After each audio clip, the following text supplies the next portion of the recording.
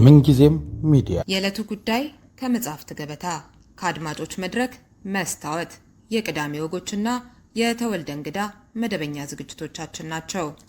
703 475 6309 ስልካችን፣ ምንጊዜም ሚዲያ @gmail.com የኢሜል አድራሻችን ነው። ሰብስክራይብ በማድረግ ቤተሰብ ይሁኑ። ምንጊዜም ኢትዮጵያ። አይበለውና ቤቶ በእሳት ቢያያዝ ቀድመው ከቤቶ ይዘውት ሊወጡት የሚፈልጉት ያ አንድ ነገር ምንድን ነው? ለዛሬዋ እንግዳዬ ዶክተር ሐምራዊት ተስፋ የአንድ ነገር ማስታወሻ ደብተሯ ነው። ለምን?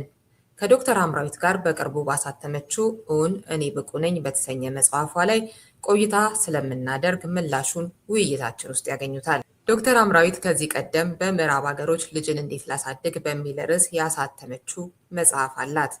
ዛሬ የምንወያይበት መጽሐፏን በእንግሊዝኛ ቋንቋ ከፈለጉት ደግሞ ሴኪዩሪንግ ማይ ሊሚቴሽንስ በሚል ርዕስ በአማዞን ላይ ያገኙታል።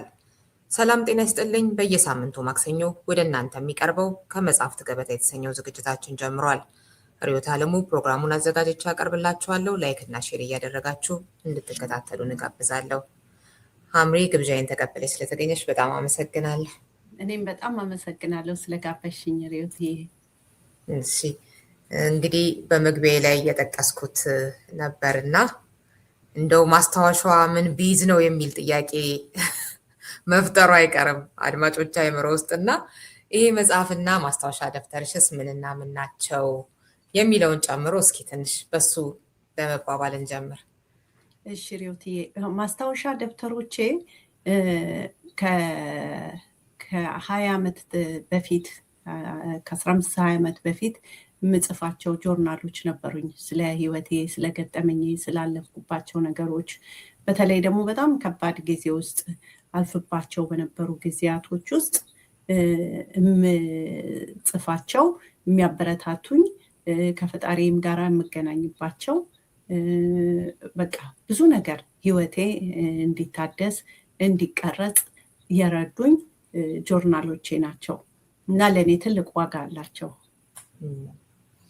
እሺ የሚገርም ነገር ስላለው ነው በሱም የጀመርኩት። ምክንያቱም እሳት ቢያያዝ ብለሽ ነው ምን ይዘው ይወጣሉ በሚል የአንቺ ግን ብዙ ጊዜ የምታስቢው ማስታወሻ ደብተርሽን እንደሆነ ትገልጫለሽ መጽሐፍሽ ላይ እና እጃቸው ላይ ደግሞ መጽሐፉ የሌለ ሰዎች ለምንድን ነው የሚል ጥያቄ መጠየቃቸው አይቀርም እና በሱ እንጀምር ብዬ ነው።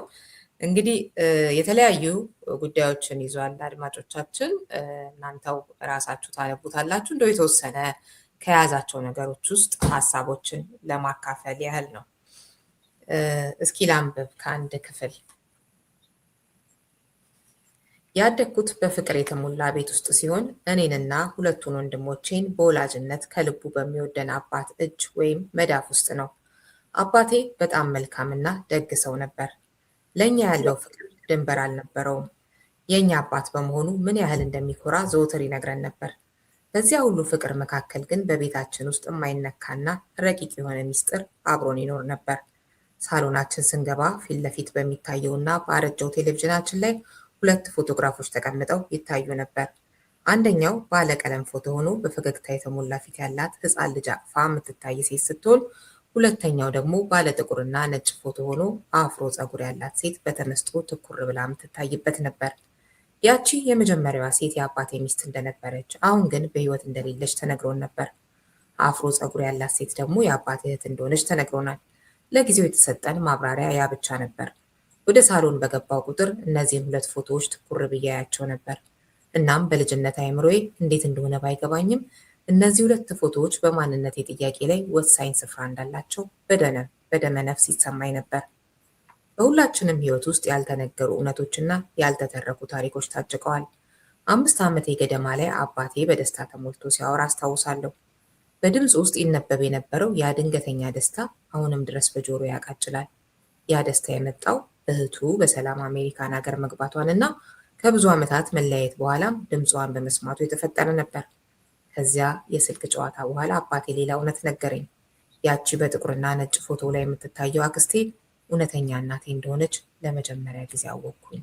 ይገርማል እያልሽ ትቀጥያለሽ እና እንግዲህ ከዛ በኋላ በህይወትሽ ውስጥ በዛች ትንሽ እድሜ በ5 ዓመት እድሜ ላይ ምን አይነት መቃወስ እንደመጣ መዘበራረቅ ጥያቄ እንደተፈጠረ የምትገልጭበት ነውና አንድ ያነሳሽው ነጥብ ነበረ ለምን እንደሆነ የደበቁሽ ግን ያው ላንቺ ብለው ነው ላንቺ አስበው ነው ግን እንደዚህ ታስቡ ለልጅ ተብሎ አንዳንድ የሚደበቁ ነገሮች እንዴት አይነት የማንነትን ጥያቄ ፈጥረው ልጆችን እንደሚያስጨንቁ እስከ በኋላም ድረስ ጠባታቸው ላይ ለክ የምታነሽበት ነገር አለና እስኪ ከዛ እንጀምር።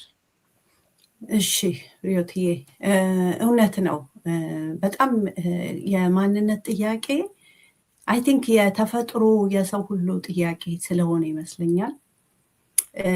ተፈጥሯዊ የሚሆነው ከተነገረሽ ጋር የተገጣጠመ ማንነት ሲኖርሽ እናቴ ቺነች አባቴ ቺነች ያልሽው ያ ሆኖ በዛ ውስጥ ስታድጊ ተፈጥሯዊ ይሆናል። ከተነገረሽ ከምታውቂው ውጭ የሆነ ነገር በተለይ ሚስጥር ሆኖ የተደበቀ ነገር ስታውቂ ግን በጣም ብዙ ነገር ነው የሚዘበራርቅብሽ። ምንድነው እኔ ማን ነኝ እንዲል ሰው ያደርገዋል። የት ነው ቢሎንግ የማደርገው እንዲል ያደርገዋል። ራሱን እንዲጠራጠር ያደርገዋል። የትኛው ነው ትክክለኛው ቦታዬ እንዲል ያደርገዋል። ቦታ እንደማጣት ነው የሚያደርገው። ምናልባት እንዲህ አይነት ቀውስ ውስጥ ያላደገ ሰው አይረዳውም። ግን በቃ ቦታ የለሽ አይነት ስሜት እንዲሰማው ነው ሰውን የሚያደርገው። እንደዚህ ባንድም ሆነ በሌላ በቤተሰብ ሚስጥር ውስጥ ስናድግ ማንነታችን ልክ እንዴት ነው ተሰክተን ልንቀመጥበት ከሚገባን ነገር መነቀል የነፍሳችን ፍላጎት የሆነ የተሟላ ማንነትን እንደማጣት ነው የሚሆነው እና ሰው በብዙ ጥያቄ ውስጥ ራስን በመጠራጠር ውስጥ ቦታ የለሽ አይነት ስሜት የመሰማት ነገር ውስጥ እንዲሆን ነው የሚያደርገው እና እንዳልሽው እኔ በጣም እድለኛ ነኝ። አባቴ ያሳደገኝ አባቴ በጣም መልካም አባት ነው። ግን ይገርምሻል ልጆች ያውቃሉ ሪዮትዬ፣ በደመ ነፍስም ያውቃሉ። ብዙ ጊዜ ልጆች የማያውቁ ይመስለናል፣ ግን ልጆች ደመ ነፍሳቸውም ያውቃል። እስከማስታውሰው ድረስ የሆነ ነገር እንዳለ አውቀው ነበር። ግን አሁን ሳስበው በጣም የሚገርመኝ ነገር ራሴን እንኳን እንዳስብ አልፈቅድለትም ነበር። አይገርምሽም? ለምሳሌ ለሰው ማትናገሪው አለ፣ ለራሴ እንኳን ለአይምሮዬ እንዳስብ አልፈቅድለትም ነበር። ሌላ ተፈጥሮ ሊኖረኝ ይችላል፣ ሌላ ወላጅ ሊኖረኝ ይችላል የሚለውን ነገር እንዳስብ አልፈቅድለትም። እንዳልሽው እናቴ መሆኗ ተነገረኝ። በጥቁርና ነጭ ያለችው ፎቶ እንግዲህ እሷና አባባ ወንድምና እህት ናቸው። ስለዚህ ደመነፍሴ ያውቀዋል እሱ አባቴ እንዳይደለ። ከዛ ግን አልፌ እንኳን ለራሴ ለማሰብ እንኳን ራሴን አልፈቀድኩለት። ምክንያቱም ራሴን ፕሮቴክት ለማድረግ ይመስለኛል። አሁን ተመልሼ ሳየው ራሴን ፕሮቴክት፣ ግን ያ ስቲል በህይወታችን ላይ ተጽዕኖ መኖሩ ትርምስምስ መፍጠሩ አይቀርም። ወደኋላ ተመልሰሽ የሰጠሽው ትርጉም ነው ወይስ ያኔ ያስበሽበት ወሰንሽ የሚል ጥያቄ ነበረኝ። የቱ ላይ መሰለሽ? በዚያን የልጅነት አይምሮዬ ሁለት አማራጮች ብቻ ነበሩ። ትክክለኛ ወላጅ አባቴ ነው ወይም ደግሞ አባቴ አይደለም። በመሆኑም አንድ ውሳኔ ላይ ደረስኩ። ያችን በፈገግታ የተሞላች እህቱን እናቴ አይደለችም ብዬ ለራሴ ነገርኩት። ይልቁንም በዚያ ባለቀለም ፎቶግራፍ ላይ የምትታየውንና በህይወት የሌለችውን የወንድሞቼን እናት እናቴ አድርጌ መቀበል መረጥኩ። ያ ለራሴ የፈጠርኩት ተረት መሰል እውነት አባቴ ሆኖ እንዲቀጥልና የማንነቴን መሰረት እንዳይናድ ጠበቀልኝ። በቤታችን ውስጥ ስለዚህ ጉዳይ ጥንቃቄ የተሞላበት ከባድ ዝምታ ሰፍኗል። እንደዚህ እያልሽ ትቀጥያለሽ እና ይሄ መንገድ በቃ በዛች ትንሽ እድሜሽ የማንነትሽ መሰረት እንዳይናድ የካብሽው የምታውቂው ነገር እንዳይናድ ይህንን መንገድ ነበር የመረጥሽው እና እንዴት ነው ይህንን መሆኑን እንዴት አወቀች በዛች እድሜዋ ላይ? ምክንያቱም አሁን ተመልሳ ስታስበው አይምሯችን በራሱ እንትን በቃ አንኮንሽስ ሊባል ይችላል የሚፈጥረው ነገር አለ ወይስ ደግሞ እንዴት ነው ይህንን ትርጉም ወደኋላ ተመልሳ አሁን ላይ ስታስበው ነው? ለምን ከሚፈሩ እውነታዎች ራስን ለማሸሽ የሚፈጠር ታሪክ በደንብ ሊታሰብበትስ ይችላል ወይ የሚል ጥያቄ ነበረኝ። ምክንያቱም ማታለሉ ራስን ነው፣ ሌላ ሰው አይደል። ያው ሌላ ሰው ቢሆን ቁጭ ተብሎ በደንብ ታስቦበት ምናምን ችግር የለውም ተሰርቶ ከራስ ጋር ተመክሮ። አሁን ግን ለራስ ራሱ ስለሆነ የሚፈራው እንዴት በጥልቀት ሊታሰብና ራስን ከዛ ታሪክ ለማሸሽ ይቻላል የሚለውን እሱን ልጠይቅሽ ነበር። ልጨምሪበት ትችያለሽ፣ ግን መለሹ። መጽሐፉ ላይ መልሶ የለም፣ አሁን መለሹ እንዴት የሚለው ማለት ነው። ምናልባት ለመጨመር ከፈለግሽ ግን እውነት ነው ሪዮትዬ፣ ባይገርምሽ አስቤው አላውቅም አንቺ ባልሽው። ምናልባት ድብቁ አይምሯችን አንኮንሽስሊ ነው የምናደርገው። ምክንያቱም እኔ እንዲህ ላርግ ብዬ ሳስብ ትዝ አይለኝም። ይኸውልሽ አንዴ ምን አለኝ አባባ ካደኩ በኋላ፣ አየሽ ይሄን አላስታውስም እኔ። ምን አለኝ አንድ ቀን እየተጫወተሽ ይሄንን ካወቅ ወዲያ ሮጠሽ መጣሽ አለ። ገባሽ? ወደ 5-6 ዓመት የሆኑ ነው እንግዲህ። ሮጠሽ መጣሽና አንተ አባባ አባቴ ከሆንክ እናቴ ከሆነች እንዴት ወንድምና እህት ሆናችሁ አልሽኛል ስትይ በጣም ክው አልኩኛል። ይሄን አላስታውስም። ክው አልኩኝና ያው አይደል እንደ አባትና እናት ብዬ ስቁጣሽ ነው ብለሽ ሄድሻል። አየሽ እኔ በጣም አባቴን አምነዋለሁ። ደግሞ በጣም ጥሩ አባት ነው፣ አምነው ነበር። ስለዚህ ከራሴ ከእውነታው የሱን ቃል መረጥኩኝ። አይ ቲንክ ከእውነታው ግን ደግሞ ሜክ ሴንስ አያደርግም። ወንድምና እህት እንደማይጋቡ አውቃለሁ። ስለዚህ እንግዲህ አይምሮ የፈጠረው ነገር ነው ማለት ነው ስዕል ውስጥ ለመክተት የሱን አባትነት ለማቆየት። እሱ ደግሞ ሲንግል ፋዘር ሆኖ ነው ያሳድገን። እንደተናገርኩት መጽሐፉ ላይ ሚስቱ 2 ልጆች ወልዳለት ሞታለች። እዚህ ብቸኛ አባት ነበር። በጣም በጣም የሚወደን አባት ነበር። ለኔ ዓለሜ እሱ ነው። ስለዚህ ያንን ዓለምሽን ማጣት የሚባል ነው የሚሆነው ማለት ነው። ሌላ ሪያሊቲ መቀበል ምናልባት የተለየ ቢሆንስ ኖሮ ብዬ እያሰብኩ ነበረ። ምክንያቱም እንደዚህ አይነት ደግ አባት በቃ እስከ መጨረሻው ጊዜ ድረስ ወደ በኋላ ላይ እንመጣበታለን እስኪያልፍ ድረስ ያለሽን ነገር በቃ እንደውም በህይወትሽ ውስጥ የመጨረሻ ትልቁ ሀዘን የነበረው እሱ ሲያልፍ እንግዲህ አሁን ትልቅ ሆንሽ በኋላ እንደሆነ እንደዚህ ትነግሪናለሽ። እና እንደዚህ አይነት ሰው ባይሆን ኖሮ ያሳደጋት ማለት ጥሩ አስተዳደግስ ባይሆን ኖሮ ጥሩ ሆኖም ጭምር ነው ይሄ የማንነት ጉዳይ ጥያቄ የሚሆነው። ባይሆን ኖሮ ለማዳፈንም እንደዛም ለመሰቃየትም አትሞክርም ሊሆን ይችላል። ምናልባትም ደግሞ ስቃዩ ሌላ ሊሆን ይችል ነበር። እንደዚህ እያልኩ እያሰብኩ ነበር። በሚገርም ማስተሳሰብ ነው ሪዮትዬ። ምናልባት ስቃዩ ሌላ አይነት ነበር የሚሆነው። እንግዲህ እኔ ከሰማሁት ነገር እንደዚህ አይነት ህይወት የነበራቸው ስቃዩ አለ፣ የአይደንቲቲ ችግሩ አለ። ባይ ዘ ዌይ አምሹር አንቺም ታውቂያለሽ፣ በጣም ኮመን ነው በእኛ ሀገር፣ የማይወራ ነው። በጣም በጣም ኮመን ነው። አልተወራም ማለት ግን ስቃዩ የለም ማለት አይደለም፣ ህመሙ የለም ማለት አይደለም፣ ወይ ደበቅ ነው ማለት። በተለያየ መንገድ ራሱን እያወጣ ይኖራል ህመሙ። ግን ምንድነው አሁን ለምሳሌ መጥፎ ቤተሰብ ሲያሳድግ መጥፎ ቤተሰብ ጋር ተትተው የሚጎዳቸው እኔ እንግዲህ ከገጠመኝ ሰዎች የነገሩኝ አሁን እንደዚህ መጽሐፌንም ከጻፍኩ ወዲያ ሰዎች እንደዚህ ለማውራት እድል አግኝቻለሁና በጣም አንገር፣ ለምን ጥለውኝ ሄዱ የሚል፣ ለምን ዘመድ ጋር ተውኝ የሚል መናደድ፣ ጥላቻ፣ አይደንቲቲው ክራይሲሱ እንዳለ ሆኖ መልኩን ይለውጠዋል እንጂ ስቲል አለ ብዬ አስባለሁ። እውነት ነው። በጣም ይገርማል። ግን በዚህ መጠን ሀምሪ ኦነስት የሆንሽው ለአንባቢዎችሽ ከባድ ነው አይደለ? ምክንያቱም በዚህ መጠን ራስሽን አጋልጠሽ ስትሰጪ ታሪኩን አይደለም፣ እኔ ከታሪኩ የበለጠ ስሜቶችሽን ነው። ትክክል። እና እንዴት ነው እሱ ነገር የተቻለው የሚለው ነገር ትንሽ ብናወራበት ደስ ይለኛል። በጣም ጥሩ ጥያቄ ነው ሪዮትዬ። ባይ ዘ ዌይ ይሄንን ያልሽኝን ነገር ከብዙ ሰዎችም ሰምቻለሁ። አንድ ቀን ምን አለ መሰለሽ፣ ሻለቃን ታውቂዋለሽ አይደል ሪዮትዬ? ሻለቃን ታውቂዋለሽ? አንድ ቀን ለታ የሆነ ዝግጅት ላይ እንደዚሁ መጽሐፉ አይደለም ስለመጽሐፉ ሳይሆን እንደዚሁ ስለ ኤክስፒሪየንስ ስናገር ስንወጣ ምን አለኝ፣ እንዴት ነው ፈገግ ብለሽ እንደዚህ አይነት ታሪክ የምታወሪው ሳታለቅሽ ምን ሳቲ ፊትሽ ላይ ምናምን አለኝና አይረሳኝም። ብዙ ለቅሶችን አልፌያለሁ። ብዙ ሰው ባላወቀብኝ የሚለውን አልፌያለሁ። ብዙ የሀዘን ነገሮች መጽሐፉ ላይ እንዳየሽው ይሄ ብቻ አይደለም፣ በራሴም በላይፍ የሚያለፍኩበት በትምህርት ቤት በምናምን እንዴት ልበልሽ እንኳን ከሰው ከራሴም ደብቄው ኖሬያለሁ። ሂል ሲያደርገን አንድ ነገር ሲፈወስ ኃይል መስካሪ እንሆናለን። ከዛ ነገር ተደባቂ ሳይሆን ያ ነገር የኛ ማንነት ሊሆን ኃይሉን ይቆማል። ብዙ ጊዜ ለዛ ነው ጨለማ ይወዳል ቁስል።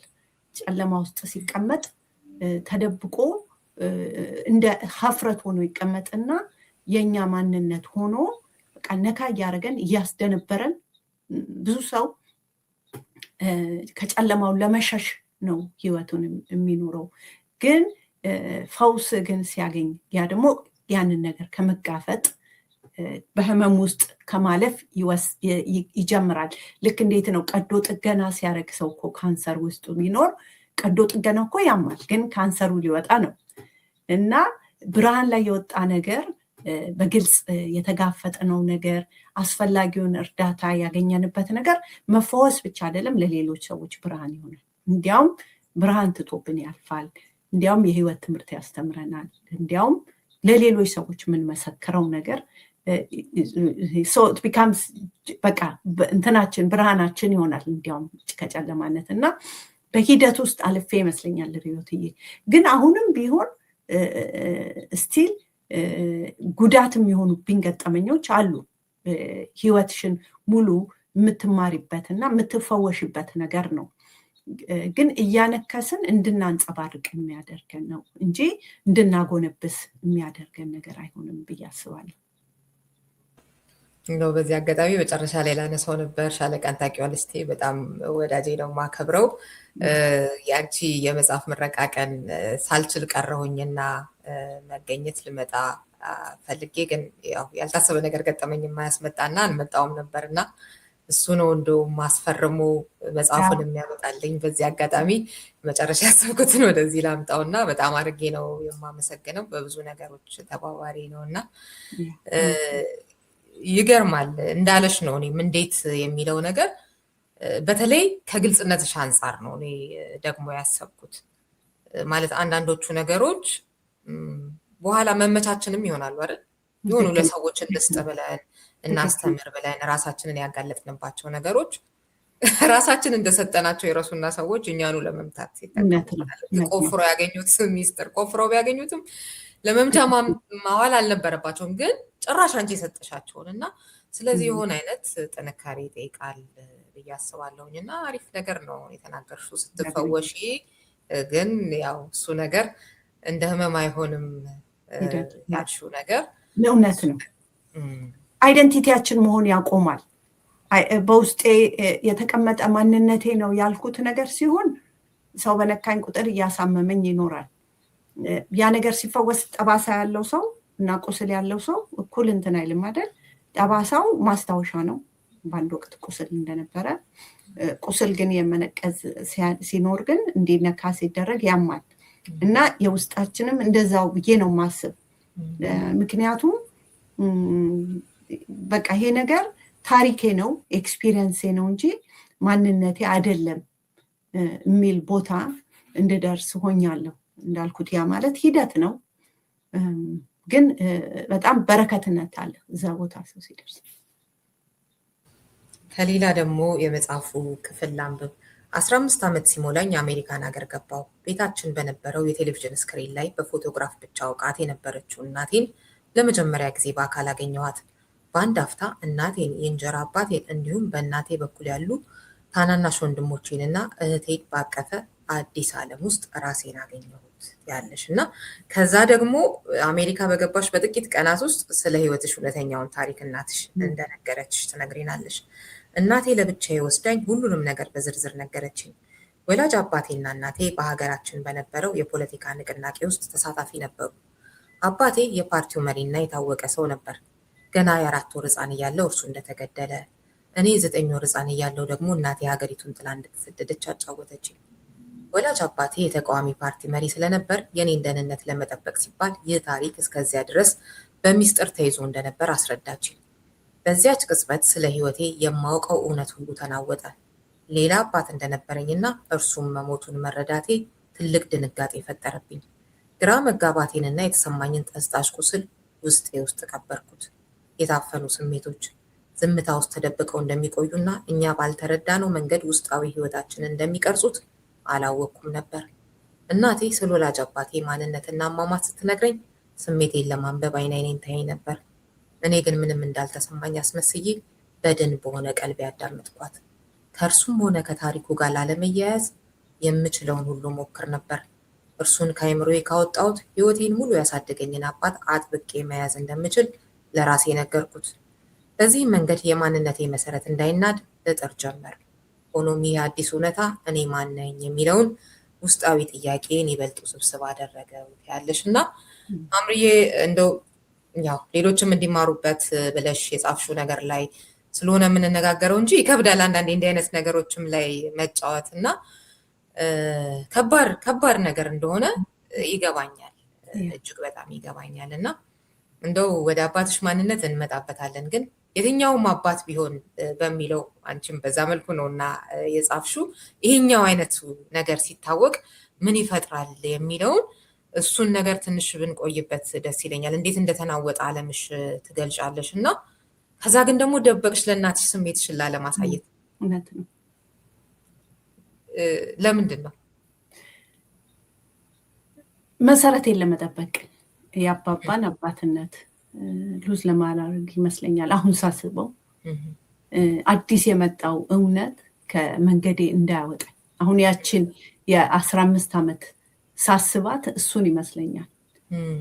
ለእናትሽ ለምን አልነገርሻት የሚለው ሜይ ቢ ስሜትሽ እንደተጎዳሽ ብታቂ እንዳትጎዳ ይሁን ምን ይሁን እያልኩ ራሴ ዝም ብዬ የምሞላቸው ነገሮች ስለነበሩ። በጣም ጎበዝ ጠያቂ ነሽ። ባይዘዌሪዮስ እያስቢያቸው ማለቃት ነው። ለራሴ እንኳን እያሰብኩ ነው የምመልስልሽ። ለእናቴም ለራሴም እየነገርኩ ነበር። አክቹዋሊ ከእናቴም በላይ ለራሴ። እናቴን አላቃትም። 15 ዓመት ላይ ነው ሚት ያረኳት። ስለዚህ እሷም ያንን ነገር ለመንገርም ትረስት ቢልዱም የለንም። እናትና ልጅ አብረን አናውቅም። ግን ላላደኩም ከእሷም የበለጠ ለራሴ እየነገርኩት ነበር ይሄ ነገር የኔ ማንነት እንዳይደለ። ምክንያቱም በቃ 15 ዓመት የተሰራው ነገሬ እየተደረመሰ ነው ያለው። አየሽ፣ በእኛ ኮሚኒቲ ደግሞ በእኛ ማህበረሰብ በአጠቃላይ የማንነት መናወጥ፣ ይሄ ውስጣዊ ቁስል ሰው ላይ ያለው ተጽዕኖ ምንም አናውቀውም፣ አልተረዳነውም። እንኳን ለሌላ ሰው ለራሳችንም አናምን። ባይዘው ብዙ ሰው አለ ውስጣዊ ቁስል እንዳለው አያውቅም፣ ግን በሽታውን ታየዋለሽ አልፎ እንትን ብሎ ታየዋለሽ። አናውቅም እንዲህ አይነት ውስጣዊ ቁስል ሊኖር እንደሚችልም አንረዳም። እና እንዴት አድርጌ ፕሮሰስ እንደማደርገው አላወኩም። እንዴት አድርጌ ፕሮሰስ እንደማደርገው በዛ ጊዜ አላወኩም። ስለዚህ ቶሎ ብዬ ለራሴ ነገሮች መልካም እንደሆኑ ሞር ከእናቴም በላይ ለራሴ ነው፣ ግን ለእናቴም ነው። አይ ሪሜምበር አሁንም ስቲል አስታውሳለሁ። እንዲያውም እናቴ አይኔን ታይ ነበር እና የሆነ ቦታ ይዛኝ ሄደች እና በጣም ጎበዝ ሰው እንደነበረ በጣም ለሀገሩ በጣም ፋይት ያደረገ የሚወደድ ሰው እንደነበር ነገረች እና በጣም በጀግንነት ከፎቅ ወርዶ ነው የሞተው ስትለኝ ሊትራሊ እንደ በድን ሰው ሆኜ ነው ተፈጥፍጦ ነው አልኳት። አይ ሪሜምበር። ከዛ በኋላ ክው ብላ አየችኝና ዝም አለች። በቃ ደነገጠች ነገር። ለእኔ ግን ቶሎ ብላ ያንን ኮንቨርሴሽን እንድታቆም ነበር ውስጤ የነበረው ያ ነበር። ያንን ኮንቨርሴሽን ቶሎ ብላ እንድታቆም፣ ምክንያቱም በዛ ውስጥ የኔ እንግዲህ ማንነቴ ያልኩት መሰረቴ እየተናደ ነው እና ሌላ ሰው እየሆንኩ ነው ማለት ነው። ምናልባት እንደዚህ ነገር ውስጥ ያለፈ ሰው ካልሆነ ለመረዳት ከባድ ነው እና ሌላ ሰው እየሆንኩ ነው እና ያንን ነገር ለማስቆም ነበር በጣም የምጠረው። ማቹርም አልነበርኩም ሁለቱን አብሬ ማስኬድ እንደምችል፣ ይሄኛውንም አባቴንም ይዤ መሄድ እንደምችል ለማወቅ አይምሮዬ ብቃትም የለውም። በጣም የግድ አንዱን መምረጥ ያለብን አይነት ደግሞ ብዙ ጊዜም ትልልቅ ሰዎች የሚያሳድጉንም እንደሱም አድርገው ነው ማለት ፍቅርም መስሏቸው የሆነ ትክክለኛ የሆነ ወላጅን ከማሳወቅ ይልቅ እነሱ ወላጅ እንደሆኑ አይነት ነገር እና በኋላ ቅድም ያነሳሁት አይነት እንደዚህ አይነት ዝብርቅርቅ ውስጥ አንዱም የሚከተን ነገር እሱ ነው። ሁለቱንም እንደሚቻል አይነት ነገር እዚህ ሀገር አሁን ሲያሳድጉ እንደዛ እያደረጉ አይደለም። አብዛኛው በቃ ትክክለኛውን ማንነትሽን ነግረው ግን ደግሞ በቃ ጥሩ ወላጅም መሆን ይችሉበታል እና ሁለቱም እንደሚቻል አይነት ነገር ብዙ ጊዜ ነገሩ ብዙ ነገራችንም እንደዛ አይደል የሆነ አማራጫችንን ጥብብ የማድረግ ነገር በብዙ ህይወታችን ውስጥ እና እንደው የሐምሪ አባት ማን ነው የሚለውን ሁሉም ሰው አያውቅም። የተወሰነ ሰው ነው የሚያውቀው ብዬ አስባለሁኝ እና የተለያየ ሰው ስለሆነ የሚያዳምጠን እዚህ ጋር እንዲህ ይላል። የኢህአፓ መሪ በአሳሽ ጓዶች ተገደለ። ዶክተር ተስፋዬ ደበሳይ የተባለው የኢህአፓ መሪ ትላንት ከጧቱ በ4 ሰዓት ላይ በአሳሽ ጓዶች የተገደለ መሆኑ ተገለጸ። የኢህአፓ የውስጥና የውጭ ፖለቲካ ጉዳይ ዋና ተጠሪ የነበረው ተስፋዬ ደበሳይ ትላንት በአሳሽ ጓዶች የተገደለው እጁን እንዲሰጥ ቢጠየቅ አሻፈረኝ በማለቱ በጥይት ከተመታ በኋላ በመስኮት ዘሎ ለማምለጥ ሲሞክር እንደሆነ ታውቋል ይላል። የአዲስ ዘመን ነው እንግዲህ በወቅቱ የወጣ ነው፣ ከያ ትውልድ የተገኘ መረጃ ነው እና ቅድም ስለ ጀግንነቱ ስትነግረኝ እናቴ ስትይ እንግዲህ አድማጮቻችን ተስፋዬ ደበሳይ የኢህአፓ መስራች በጣም የሚገርም ታሪክ ያለው ሰው የእሱ ልጅ ነች ሐምሪ እና ይሄንን ታሪክ መቼ ነው አባትሽን ማክበር ማድነቅ የእሱ ልጅ በመሆንሽ ደስተኛ መሆን እንግዲህ አይዶ ነው ለምን ተገደለ እንደሚባል አንቺም እንደተገደለ የሚል ነው በመጽሐፍሽም ላይ ገለሽው። ነገር ግን ቅድም እንደጠቀሽው እናትሽ እንደነገረችሽ ነው ያው ራሱን ለእጅ ላለመስጠት ዘሎ ራሱን የገደለው እንደሚገባኝና እሱንም በዛው አያይዘሽ ትመልሽነሽ። መቼ ነው በአባትሽ የእሱ ልጅ በመሆንሽ ደስተኛ መሆን ማስታረቅ ነገሮቹን የጀመርሽው? በጣም ብዙ ቆይቶ ሪዮቲ፣ በጣም ብዙ ቆይቶ ምክንያቱም ከራሴ ጋር መታረቅ ስለነበረብኝ መጀመሪያ እንደ ሰው በጣም አከብረዋለሁ። በጣም ስለ ተስፋዬ ደበሳይ የሰማኋቸው ነገሮች በጣም መልካም ነገሮች ናቸው። ራሱ በቃ ህይወቱን ራሱ የሰዋው አጠገቡ ያሉት ሰዎች ብዙ ሚስጥር ይዞ ስለነበር ሌሎች ሰዎች እንዳይሰዉ ብሎ ነው ራሱን የሰዋው። በጣም የምሰማው ምን ያህል ሰልፍለስ ፐርሰን እንደነበር ነው። አገር ቤት ሄጄ ነበረ ሪዮትዬ አባቱን ለማየት ከረጅም ጊዜ በኋላ። እሱን ጠቅስልሻለሁ በኋላ። በጣም ሌላ ታሪክ ነበር እሱ። እሳቸው ራሱ የነገሩኝ በጣም ብዙ ነገር እና በጣም እንድኮራበት ያደረገው ግን ከረጅም ዓመታት በኋላ ነው ሲገባኝ የእሱ አባትነትና የአሳደገኝ አባትነት እንደማይቃረኑ እንደማይጣሉ የገባኝ ከረጅም ጊዜ በኋላ ነው። እና በጣም እኮራበታለሁ። ግን እንደው በጣም እውነቱን ንገሪኝ ካልሽኝ ከልቤ ከጠየቅሽኝ አሁንም አባትነቱን ባይምሮዬ ነው እንጂ የማውቀው ልቤ አልተረዳውም ገና። እሱ ደግሞ የምታስገድጂው ነገር አይደለም ራስ ምክንያቱም የኖርሽውን ነው። አባትነቱን አውቃለሁ፣ ልቤ ግን አልተረዳውም። እሱ ግን በእንትንነት አይደለም፣ ይሄ በምሬት በፍርሃት ለመደበቅ በመሞከር ሳይሆን የሌለሽን አታመጭም እና አባት ሲል ያው አባባ ነው ውስጥ ያለው። ግን የተስፋዬ አባትነት ግን በደንብ እረዳለሁ፣ በጣም እኮራበታለሁ። በጣም በልቤ ውስጥ ትልቅ ቦታ አለው። በጣም የሱም ልጅ በመሆኔ በጣም እኮራለሁ። የሚገርም ነው እንግዲህ እኔ ራሴ የሆነ አይደል ነው መቼ እንደሆነ ያወቅኩት ሐምሪን ያው ለብቻ ነው ያወቅኩሽ። ስለ ተስፋዬ ደበሳይ ያው በደንብ አውቃለሁኝ። እና የእሱ ልጅ መሆንሽን ሳቅ በጣም ነው የገረመኝ። ራሳቸውን መስዋዕት ያደረጉ ብዙ ሰዎች ለሀገር ለወገን ብለው እሱን ስናስብ ስላለንበት ሁኔታ ስናስብ ብዙ የሚያሳዝኑ ነገሮች አሉና ከዛ ደግሞ ሐምሪ አሁን እዚህ ጋር ደርሳ ከዛ ሁሉ ጥያቄዎች የማንነት ጥያቄ ቅድም ጨረፍ አድርገሽ ያነሳሽው በመጽሐፍሽን በደንብ የምትሄጂበት ትምህርት ቤት ውስጥ ባጋጠመሽ ምክንያት ደግሞ እኔ ብቁ ነኝ የሚል ጥያቄ የምትጠይቂበት እሱ ደግሞ አልፎ ለሌሎች ደግሞ በሌላ መንገድ አባትሽ በሌላ መንገድ ነበረ ለወገን ለመጥቀም የተነሳው አንቺ ደግሞ በሌላ መንገድ እስኪ ራሴን እዩኝ ይሄንን እመስል ነበር በዚህ መንገድ ነው የዳንኩት ብለሽ ደግሞ መጽሐፍ ደግሞ ጽፈሻል። ከዚህ ቀደምም ልጅን እንዴት ላሳድግም እንደዚሁ በጣም የሚጠቅም መጽሐፍ ነው። ሌሎች ብዙ የሰራሻቸው ብዙ ስራዎች ዲኤምቪ አካባቢ ያሉ ሰዎች በተለይ በደንብ ያውቁሻል እና ምለው ነገር ይገባቸዋል። ግን ያው ብዙ ሰው ስለሆነ ይሄንን ከሌላ አካባቢ ያለ የሚከታተለው ዲኤምቪ ብቻ ስላልሆነ ነው ይሄንን የምናገረው እና ምናልባት ይሄ የማገልገል ነገር ለሰው አንዳች ነገር አበርክቶ ማለፍ እንዲህ አይነቱ ነገር የሆነ ከቤተሰብም እናትሽም እንደዚሁ በትግል ውስጥ የነበረች ናት። እንደዚህ ስለ ቤተሰብሽ ብናወራ ያው የመጽሐፉ ዋና ጉዳይ ያ ስላልሆነ እዛ ላይ ብዙ አንቆይም እንጂ እሱ ነገር ምናልባት ከሐምሪ ጋራ ይሄ ለሆነ የሆነ ነገር አበርክቼ ማለፍ አለብኝ የሚለውን ነገር የሰጠሽ የሆነ ነገር ይኖረዋል የቤተሰብሽ ማንነት ምናልባት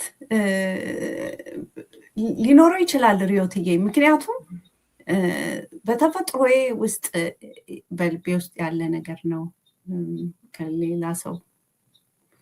ለሌላ ሰው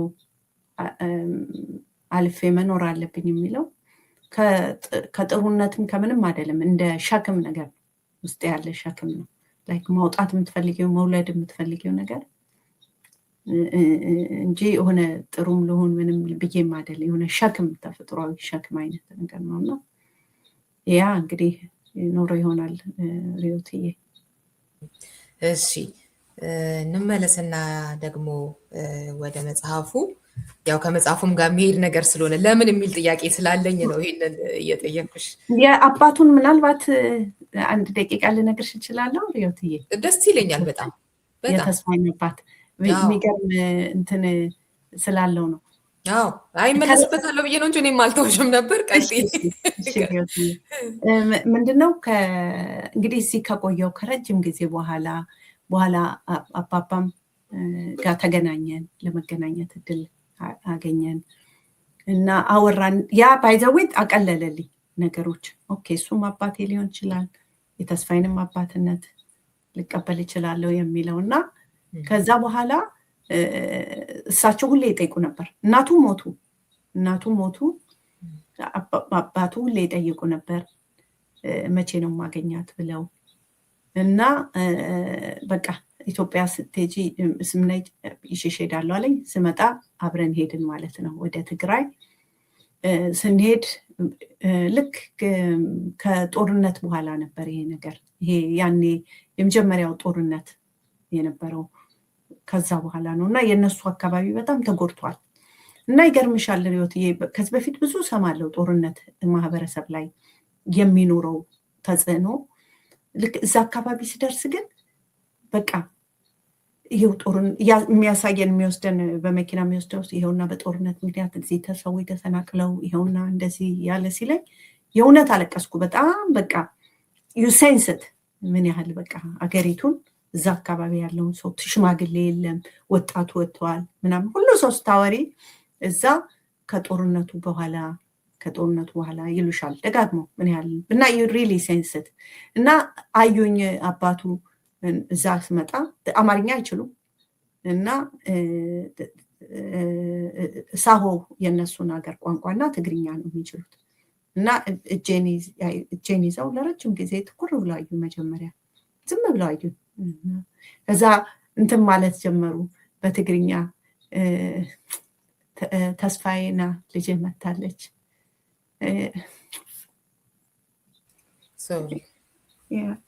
በትግርኛ እንትን ማለት ጀመሩ። ተስፋዬና ልጅ መታለች እያሉ መዝፈን ጀመሩና በጣም ያሳዝናል። ያሉኝ ነገር አንዳረሳውም። ምን አሉኝ መሰለሽ አንዴ መጨረሻ ላይ ከመሄዱ በፊት አሉ ዛፍ ስር ነበር የተለያየ ነው አሉና ለምን እዚህ አትቆይም? ያው በአስተርጓሚ ነው የሚነግሩኝ። በዚህ ብትቆይ እኔም ደሃ ነኝ፣ እናተ ደሃ ነች፣ ያሳደገ ህዝብ ደሃ ነው እና እዚህ ቆይተ ለምን አትረዳንም? ለምን ስለዋለኝ ምን አለኝ አሉ እዚህ ብቆይ አንተን፣ እናቴን፣ አክስቴን፣ አጎቴን ነው የምረዳው፣ ግን የኢትዮጵያ ህዝብ በሙሉ ደሃ ነው እና ህይወቴን መስጠት አለብኝ አለኝ አሉ። እንደዛ ብሎኝ ይሄዳሉ እና መሞቱን ስሰማ ያችን ዛፍ ቆረጥኳት አሉ። እሱ ጋር የተጨዋወቱበትን እዛ ስለሆነ ዛፏን ቆረጥኳት አሉ እና አንድ አማርኛ ይችሉ ነበረ።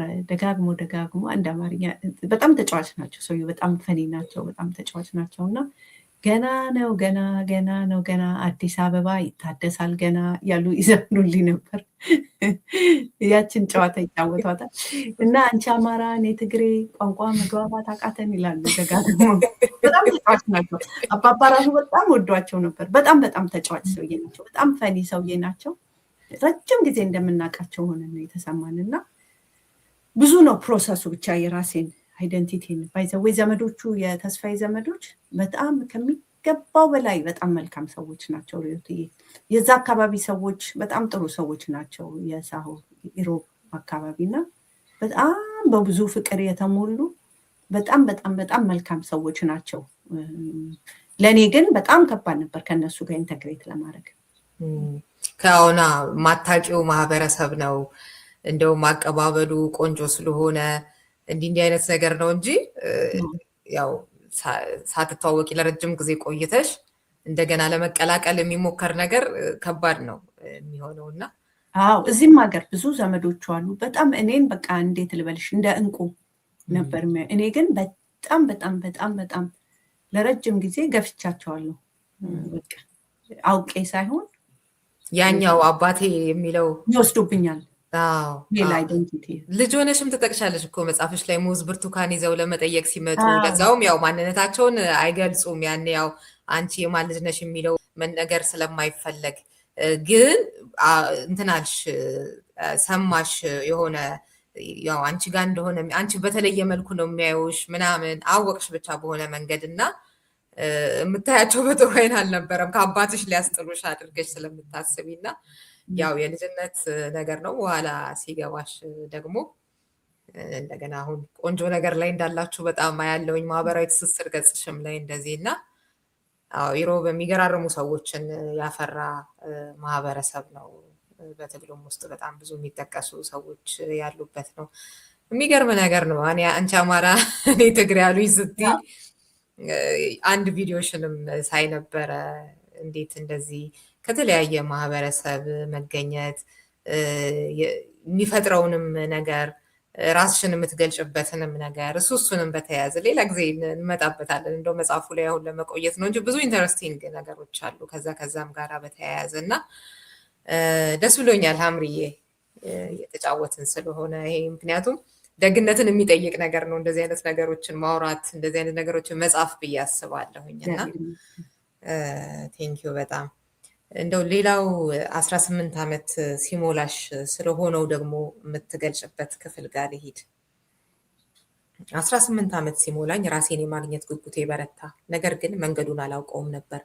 ከቅርብም ከሩቅም ካሉ ቤተሰቦቼ እና በአጠቃላይ ከማህበረሰቡ የሚመጡ ህይወት ይችናት ልትኖር የሚገባትን በዚህ መንገድ ነው፣ ይህንን መንገድ ተከታይ፣ በእንዲህ አይነት መንገድ አስቢ፣ ተንቀሳቀሽ የሚሉ ድምፆች ምሪት ከመስጠት ይልቅ ጫና የሆኑብኝና የረብሹኝ ነበር። ከውስጥ ከልቤ ስር እንደ ወንዝ ጅረት ሰው ሁሉ በሄደበት ከመፍሰስ ይልቅ የራሴን መንገድ ፈልጌ የማግኘት ጉጉት ነበረኝ። እነዚህ ድምፆች በቀጥታ የሚነገሩኝ ብቻ ሳይሆኑ በተዘዋዋሪ የማያቸውና እንደ እውነት የተቆጠሩ አመለካከቶችም ነበሩ። ታዲያ ድምፆቹ ወደ ነፃነት ሳይሆን ከራሴ ጋር ወደምለያይበት የድንዛዜ መንገድ ይወስዱኛል የሚል ጥልቅ ፍርሃት ነበረኝ።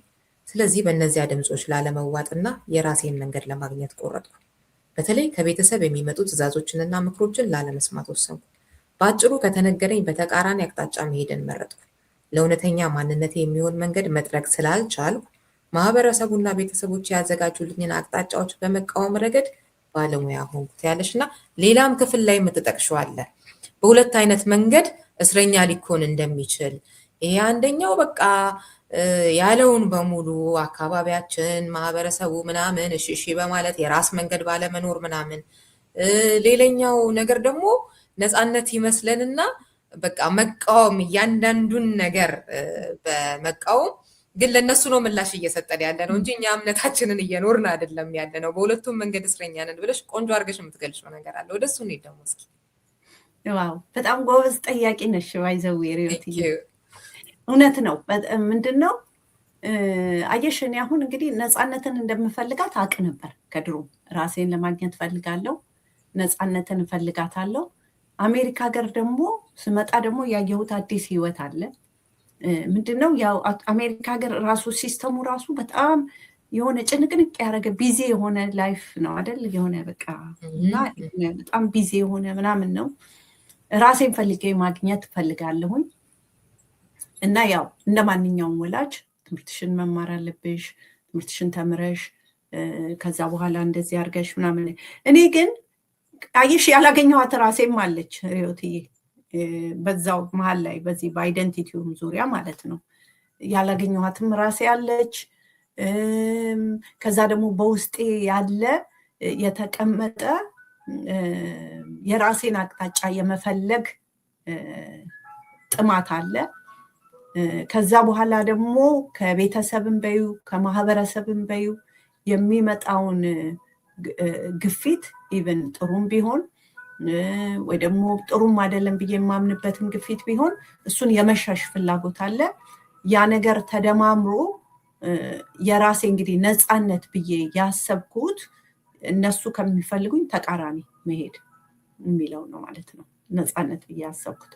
እና ልክ እንዳልሹ ግን ያ ነፃነት እንዳይደለ አልተረዳሁም ነበር። ምክንያቱም ለሪስፖንድ እያደረኩ ነው፣ ለሶሳይቲ ድምፅ ሪስፖንድ እያደረገ ነው። ብዙ ጊዜ በቃ በተለይ ሰዎች ወደ ቲኔጀር ወደ ወጣትነት ሲሄዱ ምን ይላል በቃ ራሴን ነፃ ላውጣ የሚል ነገር ይመጣባቸውና ብዙ ጊዜ ግን ከእውነት የመነጨ ሳይሆን ያ ወይ ደግሞ ከነፃነት ስሜቱ የመነጨ ሳይሆን ማንነቴን ላሳይ ከሚል ማንነቴን ላገኝ ከሚል ከምሬትም ንዴትም ሊሆን ይችላል፣ ከፍርሃትም ሊሆን ይችላል። ብቻ ስር መሰረቱ እውነት አይደለም።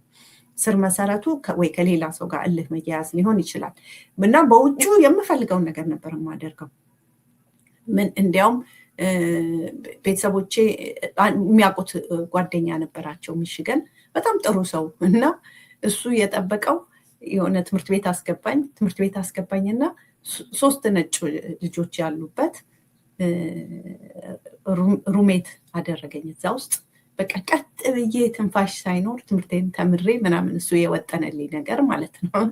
የኔ በጣም ኦፖዚትን የሄድኩት ማለት ነው። ከዛ ከትንሽ ጊዜ በኋላ ከነዛ ልጆች ወጣው። አበሻ ልጆች አገኘው ግሩፕ፣ ከነሱ ጋር ጓደኝነት። እነዛ ደግሞ አበሾች በጣም ከተማ ውስጥ እንዳትሆኑ ጓደኛ የሚባሉ እንግዲህ እሱ ከሚነግረኝ ማለት ነው ተቃራኒ ከሚለው እና ትምህርቴን አቆም ከትንሽ ጊዜ በኋላ። ምክንያቱም ምን መወሰን እንደምፈልግም አላውቅም ነበር። ትምህርት ቤት በጣም ጨዋታ ወድ ነበር፣ በጣም ጭፈራ ወድ ነበር፣ በጣም ብዙ ጓደኞች ያዝኩኝ እና ላይፌን ኢንጆይ ማድረግ ነው በቃ ዋናው የተያያዝኩት። ህይወት እንዳታመልጠኝ ኢንጆይ ላድርግ ነው። ግን ይገርምሻል ምንድነው የተደበቀ ያልተጋፈጥሽው ነገር ሲኖር በህይወትሽ ውስጥ ወይ ደግሞ ከራስሽ ጋር ራሱ ያልተታረቅሽው ነገር ሲኖር በውጩ የፈለገ የሚያስደስተን ነገር ልናደርግ እንችላለን። ግን ህመሙን ጸጥ እንደማሰኘት ነው። እውነትም ኢንጆይ ያደርግ ነበር። ግን አት ዘ ሴም ታይም ደግሞ በውስጤ ውስጥ ደግሞ ሌላ ማንነት ነበረ ማለት ነው። ቤተሰቦቼን ለዳውን አደረግኳቸው የሚል ምን ይሉኛል የሚል ከራሴ ጋር ወቀሳ ማድረግ ያለብኝን ነገር እያደረግኩ አይደለም የሚል ምናምን እና እንደዛ እና ይሄ አጎቴ ምልሽ የቤተሰቦች ጓደኞች ያልኩሽ በጣም ፈኒ ሰው ነው፣ በጣም መልካም ሰው ነው፣ ግን ንዴተኛ ሰው ነው እና ይጠራኛል እና ቤት ይጠራኝና እኔን እንግዲህ እያስፈራራኝ ነው። እዛ አበሾች አሉ እና ኮሚኒቲው እያወራ ነው ይለኛል። ምንድነው የሚያወሩት? ስለ አንቺ እያወሩ ነው። እንደዚህ አይነት የእነሱ ልጅ እዚህ መታ ጭፈራ ጨዋታ ምንድነው በቃ እኔ እና እስካሁን የምንሳሳቅበታለን። አንድ ቀን ከሱ ጋራ ቤተሰቦች ምን ብበድላቸው ነው አለኝ። ኧረ እኔ ምንም በጣም ነው የሚወዱ አልበደልካቸውም ብዬ እከራከርልሻለሁ። እኔ ስለ እኔ መሆኑን አላውቅም። አንቺ ላኩብኝ እስካሁን ድረስ እንስቃለን። ባለፈው እንደውም አግኝቼው ምን አድርጊያቸው ነው አንቺን ላኩብኝ ምን በሆነ ቅጣት እኔ መጀመሪያ የሆነ ቅጣት ሊቀጡኝ አስበዋል ምናምን ሲል እኔ በጣም ነው የሚወዱ በጣም ስላንተ ጥሩ ነው ምናምን። በኋላ ግን ባይገርምሽ ግራጁዌት ሳደርግ አለቀሰ። በጣም መልካም ሰው ነው። ግን ያው በቃ እንደዛ ለሌላ ሰው የሚያበግን የሚመስል ለራሴ ግን የነፃነት ፍለጋ መንገዴ ነበር። ግን ከራሳችን አናመልጥም። ከማንም ሰው ብናመልጥ ከራሳችን ድምፅ አናመልጥም። ያ እሱን ትያለሽ መጽሐፍሽም ላይ ሚቺጋን ከሜሪላንድ ስትሄጂ ከቤተሰብ እንዲህ በቃ ከድምፆች ምናምን የራቅሽ ግን በቦታ መራቅ አይደለም ለካ መራቅ ውስጣችን አሉ እንደዚህ እያልሽ የምትገልጪው ነገር አለና እየተወራ ነው ስለ አንቺ ምናምን ሲልሽ ምን ተሰማሽ ነው ወይስ እንደውም ደስ አለሽ? በጣም ይመራኝ ነበር። ምን ነው እነዚህ ሰዎች ምን አረኳቸው? ህይወታቸውን አልነካው የመሰለሽ በቃ እንደዛ በዛ ትላልቅ ሰዎች ናቸው በሱ እድሜ ምናምን የምላቸው ምን አረኳቸው? ህይወቴን እንዳልኖርበት እነዚህ ሰዎች በቃ ብዬ ምርር ይለኝ ነበር። በቃ አላስቸገርኳቸው አላስጨነኳቸው እነሱን እያልኩኝ ማለት ነው። እሱ ደግሞ ያው ትምህርቴን እንድጎብዝለት ምናምን ነው እና በጣም ጨዋታ ወድ ነበር። እግዚአብሔር ረድቶኝ ሱስ ውስጥ ምናምን አልገባሁም ሪዮትዬ። እሱም እንደው በእውነት የእግዚአብሔር እርዳታ ነው። ግን ጭፈራ ካልሽ ጨዋታ ካልሽ አንደኛ እዛው ነበርኩ። በቃ ፓርቲ ተጀምሮ እስከሚያልቅ ማታ በቃ ተባረሬ የምወጣው እኔ ነበርኩኝ እና ያለበት በባዶ እኔ ራሴ አሁን ቅድም ጭፈራ ስትይ ያሰብኩት ያው መጠጡን ምናምን ሌላም ነገር ነበር ያሰብኩት። እሱን ይገርምሻል እግዚአብሔር ረዳኝ የእውነት። እኔ ምንም እንደው ከራሴም ማለት ቴስቱ የለኝም በተፈጥሮዬ መጠጥ ምናምን እንደው እግዚአብሔር እርዳታ ነው። እንደው ምንም ልልሽ አልችልም። እሱ ግን በጣም ጨዋታ ወድ ነበር። በጣም ጨዋታ ወድ ነበር። በቃ ፓርቲ ያለ ከተባለ እኔ ነበርኩ መጀመሪያም መጨረሻም እኔ ነበርኩ እና በቃ እሱን ግን ያ ፕሮሰስም ያው ራሴን ለማግኘት እንግዲህ የሄድኩበት ፕሮሰስ ነው። ሌላው የመጽሐፎች ጉዳይ ከጓደኞች በተጨማሪ ደግሞ የመጽሐፎችንም ጉዳይ ታነሻለሽ። በተለይ ሰልፍ ሄልፕ የሚባሉትን መጽሐፎች ምን ያህል ታነቢ እንደነበር እንደውም የሆነ ጊዜ ስትሄጂ ለመግዛት አዲስ የመጣ የለም በሙሉ አንብበሻቸዋል አይነት ነገር እና ያንን ያህል በቃ ህይወትሽን ለመለወጥ የአእምሮ ላይ መስራት እንደዚህ በሚል ትሄጂ እንደነበር እና እንትን ወደ ትምክት የተጠጋም አእምሮች ላይ የነበረች ነገር እንደነበረ አይነት ነገር እሱን ትነግሪናለች። እና እሱ ደግሞ መቼ ጥያቄ ተፈጠረበት የሚለውንም እንደዚሁ የምትነግሪን ነገር አለ። ወደ እሱ ሊድ እንግዲህ አድማጮቻችን በጣም አለፍ እያልኩ ስለሆነ እናንተ ራሳችሁ አንብቡት። አንድ ቀን እንግዲህ ይሄ ደህና የሚባል ጎዳና ላይ ተመልሰሽ ሆነሽ ነው ደግሞ ይሄ የሚመጣውና አንድ ቀን የማረሳው ክስተት አጋጠመኝ። በፍጥነት መንገድ ላይ መኪና እየነዳው ሳላውቀው ራሴን ሳትኩ። ስነቃ መኪናዬ ወደ ጎን ቆማ በብዙ ሌሎች መኪናዎች ተከባ አገኘኋት። የት እንዳለሁና እንዴት እዛ እንደደረስኩ ማወቅ አልቻልኩም። እንዲህ አይነት ክስተቶች መፈጠራቸውን ቀጠሉ። የማስታወስ ችግር ባጋጠመኝ ዓመታት ውስጥ ቢያንስ 45 ጊዜ ሆስፒታል ሄጃለሁ። ዶክተሮች ሊያገኙ የቻሉት ብቸኛው የጤና ችግር የታይሮይድ ሆርሞን መዛባት ነበር። ከዚያ በተረፈ ግን ህመምሽ ይህ ነው ሊሉኝ አልቻሉም። የበሽታዬ ምንጭ ፍጹም ሚስጥር ሆነባቸው። የማውቃቸውን ነገሮች ሁሉ መርሳት ጀመርኩ። ከእርሱም ጋር አብሮ የአእምሮዬ ብቃት በፍጥነት ወደ ታች ዥው ብሎ ሲወርድ ይሰማኝ ነበር። በፊት በደህናው ጊዜ ለጓደኞቼ ለእኔ ዋናው ነገር የማስታወስ ችሎታዬ ነው፣ እሱ አይወሰደብኝ እንጂ ሌላ ማንኛውንም ችግር እቋቋማለሁ እላቸው ነበር። አእምሮዬ የማንነቴ ማዕከል ነው የሚል ሙሉ እምነት ነበረኝ። ማንነትሽ የማሰብ ችሎታሽና አቅምሽ ነው ብለው የመከሩኝን ብዙ መጽሐፍት አንብቤ ራሴን እያዘጋጀው ነበር። አእምሮዬን በማጎልበት ረገድ ራሴ ላይ የሰራሁት ስራ በጣም የምኮራበትና የሚያስደስተኝ ነበር። እንግዲህ ይህ ዱብ እዳ የተፈጠረው በዚህ መካከል ነው። የማንነቴ ዋና መሰረት ተወሰደብኝ። እንግዲህ እኔ ማነኝ ብዬ ራሴን ደጋግሜ መጠየቅ ጀመርኩት ያለሽ እና ይገርማል በጣም ለአእምሮ የሰጠሽው ዋጋና ከዛ ደግሞ እሱ ሲወሰድ መርሳት ስትጀምሪ ምናምን የሚገርም ነው። አንዳንዴ በቃ ሰው መሆን የሚባለውን ነገርም በደንብ አድርገን እንድናይም የሚያደርግ ነገር ነው። ምንድነው የሚያስመካው ነገር በራስ እውነት ነው ሪዮትዬ። አየሽ እንግዲህ ታይሽ ማንነትን እንግዲህ ቀድም ያልኩት የነፍስ ፍላጎት ነው ማንነትን ለማወቅ ብዬሻለሁና እንግዲህ አየሽ ማንነቴን ለማወቅ እንግዲህ ከልጅነቴ የማንነቴ መሰረት ብዬ ያልኩት አባቴ እንዳደለ አወቅኩኝ። በቃ መሰረቴ ያልኳቸው ነገሮች ሁሉ የሚናዱ ናቸው። እንግዲህ ከራስሽ አይምሮ ሌላ ምን መሰረት አለኝ ብለሽ ትያለሽ? እንግዲህ ይሄ ሊናድ ይችላል ብለሽ የምታስቢው አይደለም። ስለዚህ በጣም በአይምሮዬ መካ ነበር። በጣም ሰልፍ ሄልፕ መጽሐፍ ማንበብ ከጀመርኩ ጊዜ በኋላ በጣም በአይምሮዬ መካ ነበር። ትምህርት ቤቴን ሶሻል ወርክ ሜጀር ካገኘው በኋላ በጣም በጥሩ ውጤት ኦነር ሮል ተመረኩኝ። ማስተርሴን የተቀበሉኝ ትምህርት ቤት በአሜሪካ አንደኛ ነበር በሶሻል ወርክ። አስቢው እንግዲህ ምን ያህል ለእኔ ሊያስመካኝ የሚችል እንደሆነ። በዛ ጊዜ ነው ይሄ ነገር ሀፕን ያደረገው እና በቃ ማቀው ነገር በሙሉ ረሳሁኝ። የቅርቡን እንደዚህ በተለይ የቅርቦቹ ነገር በጣም ብዙዎቹ ነገር ረሳሁ። እንዳልኩት መጽሐፉ ላይ እንግዲህ ከ40 ጊዜ በላይ ሄጃለሁ እና ያ ደግሞ ሌላ መናድ ሆነብኝ ማለት ነው። በቃ ኮምፕሊትሊ የመሰረት መናድ ሆነብኝ ማለት ነው። አንዳንዴ የተመካንበት መሰረት ሲደፈርስ ብዙ ግርታን ነው ይዞብን የሚመጣው። ብዙ ከእንደገና አዳዲስ ጥያቄን ይዞብን ይመጣል።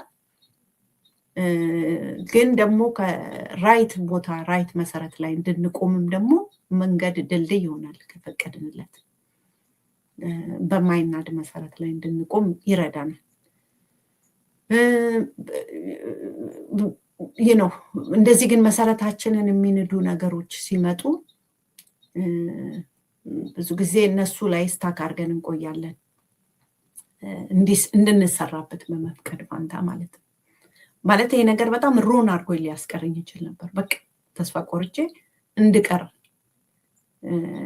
ሊያደርገኝ ይችል ነበር።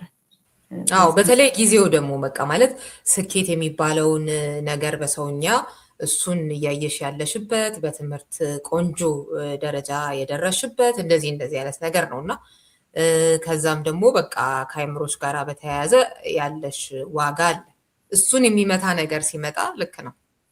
እውነት ነው፣ በጣም እውነት ነው ሪዮቲ። በቃ ምንድን ያደረገኝ በቃ ትርምስምስ በቃ አለኝ ያልኩት ነገር ደግሞ እውነትም በጣም መመካ ነበር ባይምሮዬ። እንዳልኩሽ ይህንን በጣም ብዙ ሰልፍ ሄልፕ መጽሐፎች አነባለሁ።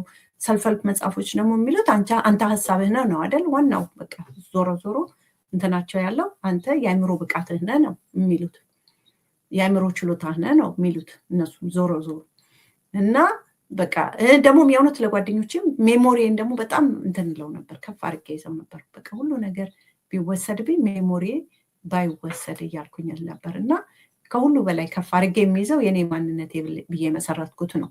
እሱ ሲናድ እንግዲህ አስቢው እኔ ላይ የሚያመጣው ኮምፕሊት ውዥንብር፣ ኮምፕሊት መደረማመስ ማለት ነው። በጣም የኒው ኤጅ መጽሐፍትን እንዴት ታነቢ እንደነበር በተሳሳተ መንገድ መርተውኛል ብለሽ ነው የምትገልጫቸው። በኋላ ላይ አንዲት ጓደኛሽ ቤተክርስቲያን እንደወሰደችሽ እንግዲህ ወደኋላ ወደፊት እያልኩኝ ነው አድማጮቻችን፣ እንትኑን ኦርደሩን ጠብቄ አይደለም እየሄድኩ ያለሁት። እሱን ትነግሪናለሽ እና እዛ ጋር በጣም አንዱ የገረመኝ ነገር እግዚአብሔርን ራሱ ግን ፈልገው የነበረ ወደ አሁን ሲገባኝ ትያለሽ። የአንቺ ስኬት ላልሹ ነገር እንደ መወጣጫ እንደ ተባባሪ ለአንቺ እንዲረዳሽ እንጂ የሆነ እሱ ላይ የመመካት የመደገፍ እንደዚህ አይነት ነገር ሳይሆን እኔ የአንቺን ዓላማ ማስፈጸሚያ አይነት ነገር። አሁን አንቺ በራስሽን በደንብ አድርገሽ ቆም ብለሽ ስለምትመረምሪ ነው እንጂ በጣም ብዙዎቻችን እንደዛ እያደረግን ይሆናል እኮ እየኖርን ያለ ነው። አንዳንዴ አይታወቅም። ቅድም እንዳልሽው ቆሞ የመመርመር ባህሪ ከሌለ ራስን ምንድነው እያረግሽ ያለሽው የሚለውን ራሱ ላታቂ ትችያለሽ። በተግባር እያረግሽ ምን እየተሰማሽ ምንን ለምንድን ነው የምታደርጊው ምናምን እንዲህ አይነት ነገሮችን ላይታወቅ ይችላል። እና እሱ ጋር ያለው ነገር በተለይ በጣም ደስ ብሎኛል። ማለት በምን ያህል መጠን ነው ራስሽን ለመመርመርስ የፈቀድሽው የሚለውንም ለመስጠትም ለኛም ያሰብሽው የሚለውንም አሳይቶኛልና ትንሽ እንባባልበት እስኪ። ሹር በጣም ሪዮትዬ ምንድነው እግዚአብሔር በቃ ጣዖትን አይወድም። እኔ በራሴ ላይፍ የገባኝ እሱ ነው። የሆነ ጣዖት የያዝነው ነገር ከፍ ያደረግኩት ነገር ሁሉ ሲደረማመስብኝ አይቼዋለሁ። እና እኔ የገባኝ ነገር ጣዖትን አይወድም። ባይዘው ይህን መጽሐፍ ስጽፍ ራሱ አየሽ ይህንን ጆርናል የጻፍኩት እንግዲህ ይህን መጽሐፍ ለመጻፍ ምክንያት የሆነው 50 ዓመቴ ሆነ። ትልቅ የእድሜ እንትን ነው በቃ ትልቅ። ስለዚህ ልደቴን ማክበር አለብኝ አልኩኝ። ወደ ሀሳብሽ እንድመጣልሽ ልደቴን ማክበር አለብኝ ምክንያቱም 50 ዓመት ትልቅ እንትን ነው አልኩኝ። እና በኋላ ግን ልደት ዝም ብሎ ማክበር አይደለም። ስለዚህ ከ50 ዓመቴ ጋር በተያያዘ ምንድን ነው ማደርገው ማበረከተው ብዬ ስል ጆርናሎቼ መጡልኝ። ምክንያቱም ጆርናሎቼ ናቸው የህይወት ብዙ ጓደኞች።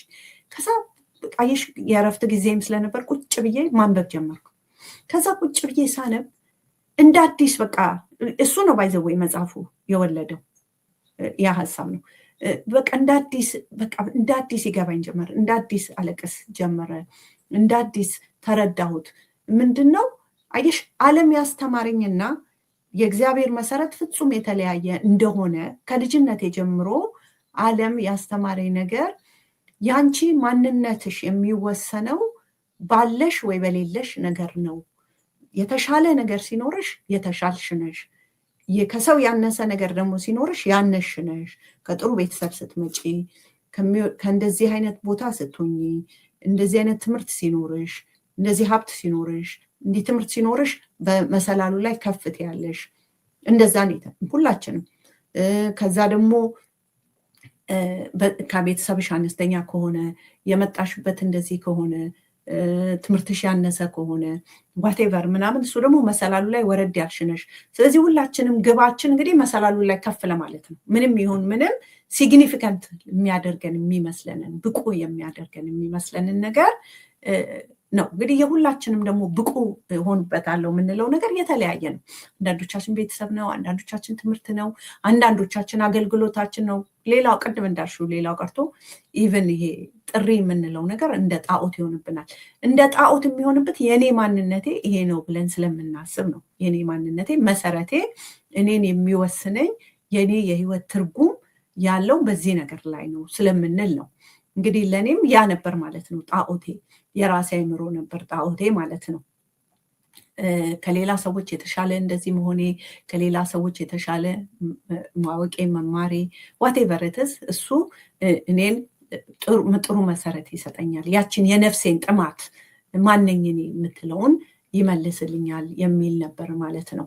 በኋላ ግን እግዚአብሔር የሚሰራበት መንገድ ያንን ነገር ሁሉ ደርምሶ እሱ ብቻውን በቂ እንደሆነ፣ የእሱ ፍቅር ብቻውን በቂ እንደሆነ፣ እንዲያውም እሱ በወደኩበትና በጣም ባዶ በሆንኩበትና ምንም ኃይል የለኝም ባልኩበት ጊዜ ነው መጽሐፉ ላይ እንደጠቀስኩት በውስጤ በልቤ በጣም መንፈስ ቅዱስ ቀርቦ በህይወቴ ስራ መስራት የጀመረው እና ሊትራሊ በዛ ጊዜ የጻፍኳቸው ጆርናሌ ላይ የጻፍኳቸው ነገሮች እያየው መልሼ በጣም በቃ እየገረመኝ እያለቀስኩ ነበር። ማለቴ በጣም በቃ ምንም ነገር የለኝም ስል ኦኬ ናው አውል ስታርት ነው ያለኝ እግዚአብሔር። በቃ አንቺ ጨረሽ እኔ ጀምራለሁ። ምክንያቱም የሱ እኔ ላይ ያለው ስራ የሱ ለኔ ያለው ፍቅር እኔ ካለኝ ወይ ከሌለኝ ጋር የሚያያዝ ሳይሆን ከሱ ከማንነቱ ጋራ ከሱ ጋራ የተያያዘ እንደሆነ የገለጠልኝ የራሴ የመሰረትኳቸውን ነገሮች ሁሉ ሲደረማመሱ ነው። ስለዚህ ለኔ እንደ ውድቀት ያልኩት እንደ ድልድይ ሆነልኝ እንጂ እኔ በጣም ስታበርን ሰው ነበርኩ ሪዮትዬ። በፍጹም ከእግዚአብሔር ጋር የምጣበቅ ሰው በጣም ራሴን ማምን አይምሮዬን ማምን ሁሉ ነገር ሪዝን አድርጌ፣ እግዚአብሔር ግን ሪሌሽንሽፕ ነው እና እንዴት ነው በሪዝን በአይምሮ አስተላስዬ የምደርስበት ነገርም አይደለም። እና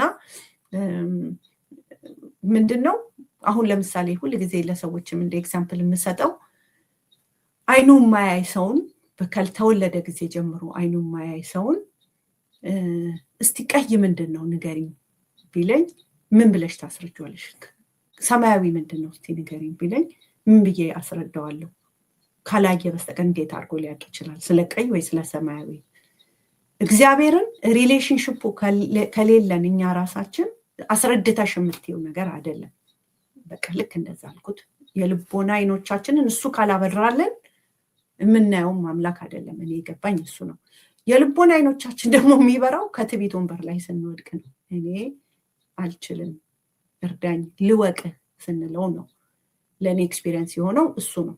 which እንኳን ባለፍኩበት ውስጥ አለፍኩበት 1000 ጊዜ ባልፍበትም እግዚአብሔርን እንዳውቁ መንገድ ከከፈተልኝ it's my blessing ያልኩበት መንገድ እርግማኔ ሳይሆን በረከት የሆነ ሪዮትዬና ቴስቲሞኒም ሆነ ማለት ነው። አዎ በመጽሐፍሽም ላይ እንደ ምስክርነት መሆኑን ትናገሪያለሽ እና እንደው አሁን ይሄ መጽሐፍ ለማን ነው የሚልም ጥያቄ ነበረኝ። ኦልሬዲ የሆነ በእግዚአብሔር ለሚያምኑ ሰዎች፣ ለክርስቲያኖች እንደዚህ ነው፣ ለሁሉም ነው የሆነ በቃ መጨረሻም ላይ ካቀረብሽው ጥሪም የሚገባኝ አለ። በእርግጥ ለሁሉም አይነት ሀሳብ እንዳለሽ ማለት ነው። ነገር ግን ቅድም ያልሽው ነገር ነበረ አንዳንዱ ነገር ይሄ የልምምድ የራስ ካልሆነ በስተቀር እንዴት አድርገሽ ትንቴዋለሽ ያልሽው አይነት ነገር ደግሞ አለና የተለያየ አይነት እምነት ያለው እንደገና የማያምንም ሰው ሁሉም ነው እንግዲህ እንደዚህ አይነቱን ነገር የሚሰማውና ያው ገዝቶም የሚያነበው ብዬ አስባለሁኝ። ስለዚህ ያው አንዳንዱ ነገር እንትን ላይ ይችላል። አሁን እንዳልሽው ለሁሉም ሰው ምንድነው የምታወራው አምራዊት የሚያስፈልግ ነገር እንደሆነ የሚገባኝ ነገር አለ። ግን ደግሞ ይሄ የኔ ልምምድ ነው፣ እኔ በህይወቴ ያየሁት ነው። ለእናንተም ደግሞ እንድታዩት ትፈልጋለሁኝ።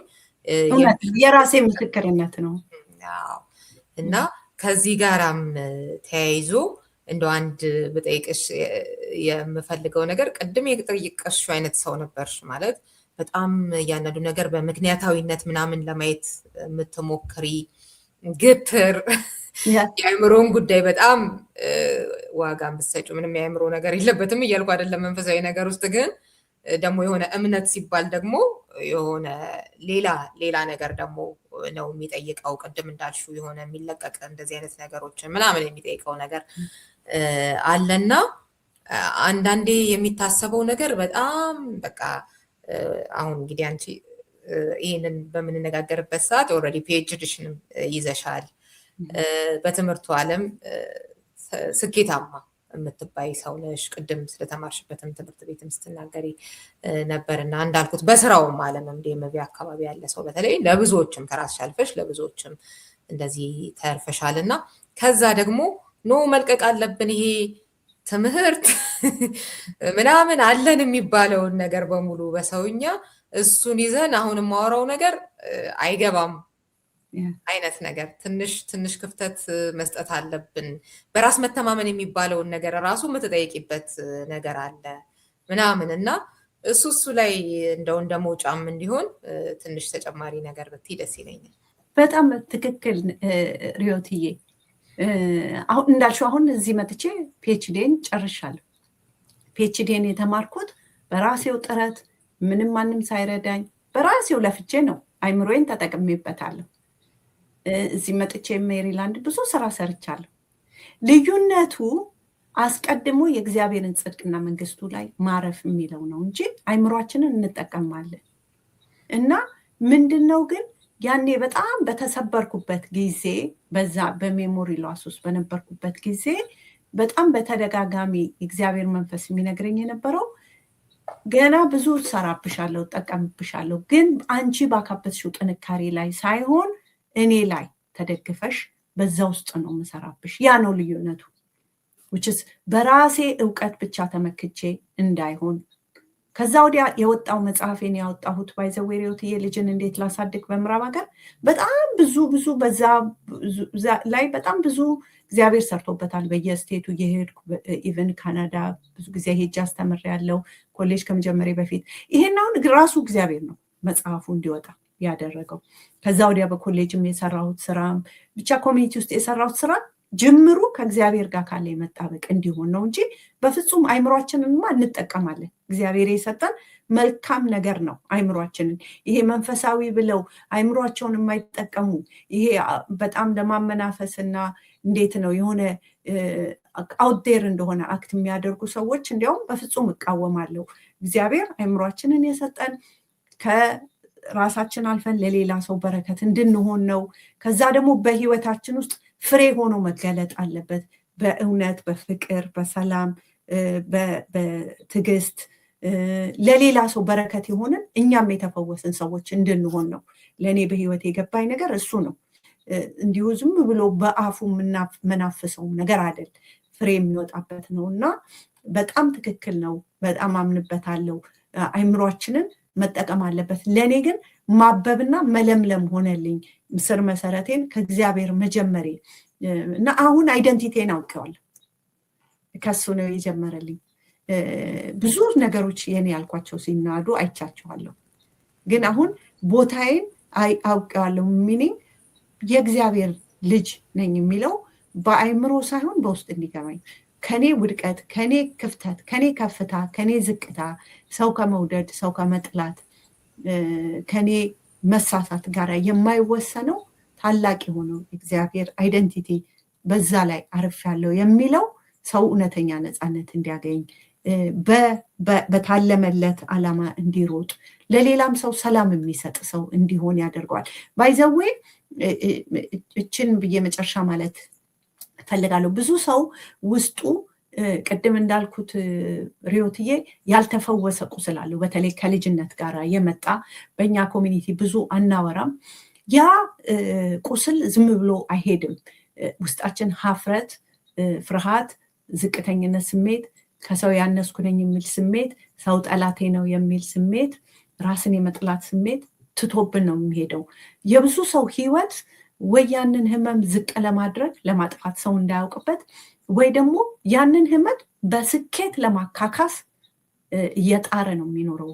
ሚኒንግ መሰረቱ ብርሃን ሳይሆን መሰረቱ ፍርሃትን መሸሽ የሆነ ቁስልን ለመሻሽ በመሞከር ብዙ እድሜው ይበላብናል። ያልተጋፈጥነው ጨለማ የትም አይሄድም እና በተለይ እንደ ማህበረሰብ ይሄ ውስጣዊ ቁስል ኢቨን ቴራፒም ቢሆን በጣም የተፈወሰ ማንነት ከኛ አልፎ ለብዙ ብርሃን እንድንሆን ያደርጋል። ግን ስለሚያውቅ ይህን ጨለማ ፈውስ እንዳይፈወስ በውስጥ እንድንደብቀውና በስኬት በሚመስሉ ባይዘው አንዳንዱ በሱስ ይደብቀዋል፣ አንዳንዱ በስኬት ይደብቀዋል። ያው ነው ተደበቀ ነው፣ በተለያየ መንገድ ይደብቀዋል። ለዛ እኮ ነው ባይዘው የተለያየ ምንም ውስጥ ገብተው ፖለቲካም ውስጥ ገብተው ወይ ሃይማኖት ችግር የሚሰጡን ሰዎች እኮ ከራሳቸው የተጣሉ ሰዎች ናቸው። የራሳቸውን እንዴት ነው ያልሞላ ነገር በሌላ ነገር ለመሙላት፣ ሰውን በመደፍጠጥ፣ በገንዘብ፣ በትዕቢት፣ በምናምን ለመሙላት ሲሞክሩ ሰውን ሁሉ ያስቸግራሉ። ከራሱ ጋር የተታረቀ ሰው ከሌላም ሰው ሰላም ሆኖ ነው የሚኖረው ብዬ አስባለሁ። እንግዲህ አድማጮቻችን አንብቡት፣ ብዙ ነገር አልፍ ያለሁኝ። ቅድም የጠቀሽው በምዕራብ ሀገር ልጆችን እንዴት ላሳድግ ላይ ራሱ እንዴት ነው መጽሐፉ የተጻፈው የሚለውን ኢንተረስቲንግ የሆነ ነገር ነው የምታነሹ። ቤተክርስቲያን ውስጥ በጽዳት እያገለገልሽ እያለ እንደሆነ ያንን ማድረግ ኃላፊነት የተሰማሽ ወይንም ደግሞ ለሌሎች ለመድረስ ውስጥሽን የሞላው ነገር የመጣው እሱን የምትገልሽበት መንገድ አለ እና ከዛ በኋላ የተለያዩ ሚዲያዎች ቪኦኤ፣ ኢሳት፣ ኢቢኤስ በጣም ብዙ ሚዲያዎች ላይ እሱ መጽሐፍ ላይ ውይይት ተደርጓል። እየሄድሽም አንቺ የተለያዩ ቦታዎች ላይ ውይይት የተከፈተበት ነው እና እሱ ላይ አንዱ እንደው መጨረሻ ነው ብዬ ነበረ፣ ግን ስታነሹ አንድ ትዝ ብሎኝ ሳናነሳ ባናልፈው ያልኩት እግዚአብሔርን ካላገለገልኩኝ እንደዚህ አይነት ነገር ስትይ እኔን ማገልገል ነው ወይስ መድረክ መውጣት ነው የምትፈልጊው አለኝ የምትይው ነገር አለና እሱ ላይ ራሱ ማገልገል የሚባለው ነገር እንዴት ነው የሚታየው የሚለውንም እሱንም ቆንጆ አድርገሽ የገለችበት ነው ብዬ አስባለሁኝ። እና ከዛ መድረክ ምናምን ሳይሆን ጽዳት እያጸዳሽ እያለ ነው እንግዲህ መጽሐፍ ሀሳብ እና እሱንም በጣም አንዳንድ ጊዜ የሆነ መንፈሳዊ ነገር ውስጥ ነን ምናምን ተብሎ ግን ልክ ያልሆኑ አመለካከቶች ከዚህኛው ጥያቄ ጀምሮ ማለት ነው ማገልገል ማለት ምንድን ነው ከሚለው ጀምሮ ያለውን እሱንም ቆንጆ አድርገሽ በሰፊው ነው የሄድሽበት እና እንደው ለመውጫ አንዴ መጨረሻ እያልኩኝ ያስኩሽና ሌላኛው ነገር እንደው ሰዓት ነግሪን ባታልፊ ብዬ የማስበው ጥያቄ የሚሆነብኝ ነገር ትምህርት ቤት የነበረው ሴቶች ትምህርት ቤት ሴቶች ብቻ ያሉበት ትምህርት ቤት ነው የተማርሽው እና ጥሩ ስሜት ራስሽ ላይ እንዳይሰማሽ የሚያደርግ አጋጣሚዎች እንደነበሩ ከጓደኞችሽ እና በቃ ከጓደኞች ያነስኩኝ ነኝ እንደዚህ እንድትይ አይነት ነገር እና ምንድነው እሱ ላይ በደንብ ግልጽ አይደለም። ቡሊ ነው የተለመደ ቡሊ ማድረግ የልጆች ነው ወይስ ምንድነው? ለምንድነው መሰለሽ እንደዛ ብዬ የማስበው ከሴቶች ጋር ያለሽን ግንኙነት ራሱ አበላሽቶት ነበረ እንደገባኝ። ከወንዶች ጋር ፍሪ ሆነሽ ነው ምናምን፣ ሴቶች ጋር ግን እንደዚህ ተጠንቅቀሽ፣ ምክንያቱም ያው የኖርሽው ምናምን የተማርሽው ከሴቶች ጋር ስለሆነ ጥሩ ኤክስፒሪየንስ ስላልነበረሽ በተለይ ኃይለኛ ሴቶችን እንዴት አድርገሽ ለመያዝ ለማባበል በማያስቀው ለመሳቅ ምናምን እንዲህ አይነት ነገር እና እሱ ላይ ያለሽን ሆነስትነት ራሱ ወደድኩት።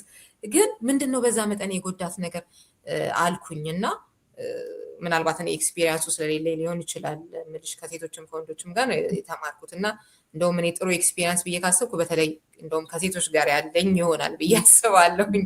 እና እምለው ነገር አለ ለራሴ ብዙ ጊዜ ሴቶች እንዲናቸው ተብሎ የተሸከመው ነው ልክ ባልሆነ መንገድ ማለት ነው። እኔ ደግሞ በአብዛኛው የሚያጋጥሙኝ ሴቶች ጥሩ ናቸው በትምህርትም በስራም በምንም እና እንደውም ይሄ የተባለው ነገር ብዙ ጊዜ ወንዶች ላይ የማየው ነገር ነው ያሉታየው ነገር እምለው ነገር አለና የታሉ ሴቶቹ እንደዛ መጥፎ ተደርገው የተሳሉልኝም በህይወቴ ውስጥ እማያቸው ብዙ ጊዜ በወንዶች ነው በሴቶች ሳይሆን እና አንቺ ደግሞ ሴቶች ትምህርት ቤት ከተማርሽው አንጻር ሊሆን ይችላልና ምንድነው እሱ ነገር የሚለውን ምናልባት አይዶል ነው ትንሽ በጣም ጥሩ ነው። ባይገርምሽ ሪዮት አሁን ያልሽው በጣም ጥሩ ነው። ምክንያቱም ገጠመኞቻችን ሳናውቀው ይቀርጹታል፣ ሪያሊቲያችንን ይቀርጹታል። ልክ አሁን ስለ ቡሊንግ ሳወራ አንዴ ልክ ሄለን ሾው ላይ ይሄን መጀመሪያ አውጥቼ ስለ ቡሊንግ ወይ እንኳን ለሰው ላውራው ቀርቶ ለራሴ እንኳን አላውራው። አይገርምሽም? አሁን አንቺ ራሱ ስታስቢው እኮ ሪዮትዬ እንዴት ነው ሃው ኢዝ ኢት አ ቢግ ዲል ያስብልሻል። ምክንያቱም ለውጭ ለሚያየው ሰው እንደዛ ነው። እኛ የኖርንበት ጉዳት ሲሆን ግን ከጉዳትነት አልፎ ቢካም ቢግ ዲል በቃ ራሱን ውስጣችን ውስጥ ዋነኛ ነገር ያው አሁን ለምሳሌ ይሄ አፕላይ ባያደርግ ሌላ አፕላይ የሚያደርግ ነገር ይኖራል። ሁላችን የተለያየ ነው እንጂ ልምዳችን የሚሆነው ይገባኛል። ይሄኛው ምንድነው ማለት የተለመደ ይሄ ልጆች መሀል ቡሊ ነው ወይስ ምንድነው የሚለው ጥያቄ ስለሆነ ነው እንጂ ጠየቅኩሽ። ልክ ነው እንትኑ ትንሽ ነው ማለት አይደለም። ልክ ነው። አይ በጣም ትክክል ነሽ። ኤክስፒሪየንሳችን እንዴት እንትን እንደሚለው አሁን አይሽ አንቺ ደግሞ የወንዶች ስትይ ለእኔ ደግሞ እንዴት ይሄ ነገር እያልኩ እያሰብኩ ነበር እና በጣም ጥሩ ፖይንት ነው ያመጣሽው። በእኔ እንትን ምንድን ነበረ ከልጅነቴ ጀምሮ አይሼት በሙሉ የሴቶች ትምህርት ቤት ነበር ይሄድ ነው እና ደግሞ ሞር ትንሽ የደህና ቤተሰቦች ማለት ይሄ ኢኮኖሚክሊ እንደዛ ነበረ። ስለዚህ ይሄ ሞር የመተያየት ማቴሪያሊዝም እንደዚህ ውድድር ነበር። እኔ ደግሞ እንዴት ልበልሽ በጣም ዝምተኛና ፈሪ ልጅ ነበርኩኝ እና ፈዛዛ የሚል ስም ራሱ አውጥተው ነበር ማለት ነው። ስለዚህ ያ ራሱ የኔ ማንነት አንዱ ልጠይቅሽ የነበረው ለምን እንደሆነ ታውቂያለሽ? ገመትኩት ትምህርት ቤቱ ያው አንቺ በዝርዝር ባትዩም የሴቶች ብቻ ስትይ ያው ኢኮኖሚካሊ ደህና የሆነ ቤተሰብ ሊያስተምርበት የሚችል እንደሆነ ምናምን። ከዛ ደግሞ ሀምሪ እንግዲህ እንደማይሽ ከዚህ ቀደምም ከብዙ ዓመታት በፊት የነበረውን ፎቶችን እንዲህ ሳይሽ በጣም ቆንጆ ልጅ ነሽ እና ምንድነው አሁን ብዙ ጊዜ አሁን መብሸቅ ምናምን ቡሊ ምናምን ሲባል የተለያየ አይነት የሆነ ድክመት ነው ተብሎ በሚታሰብ ነገር ያ ነገር ድክመት ነው ማለት ነው ምናምን አይደለም። ግን አሁን ሀምሪን እንዲሳያት ምንድነው ለምንድነው የሚያበሽቋት ምንድነው ምናምን አይነት ነገር ገባሽ አይደል?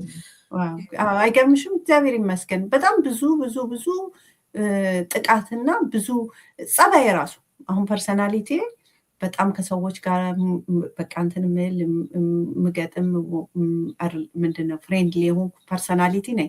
ያኔ ግን እንደዛ አልነበርኩም። ትምህርት ቤት በተለይ ትምህርት ቤት በጣም ዝምተኛ በጣም እፈራ ነበር። ያው ኢትዮጵያ ደግሞ አስተማሪዎች ታውቂያለሽ በጣም አስፈሪዎች ናቸው እና እነዚህ ልጆቹ ምንድነው አድሎ ያደርጉብኛል።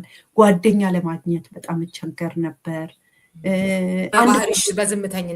በዝምተኝነት እና ከዛ ብዙ ጊዜ ትምህርት ቤት ምንድነው የሆኑ ልጆች ሊያጠቁሽ ከጀመሩ ያየሽ አንድ ላይ ስለሆነ ከክላስ ክላስ አብረሻቸው የምትሄጂው ትሬንድ ይሆናል፣ ይጋባል። ኢንፎርሜሽን መለዋወጥ ምናምን ኢንፎርሜሽን ይጋባል፣ ያገሉሻል። ልጆች ደግሞ ተከታዮች ናቸው ሌላው ሰው የሚያደርገው።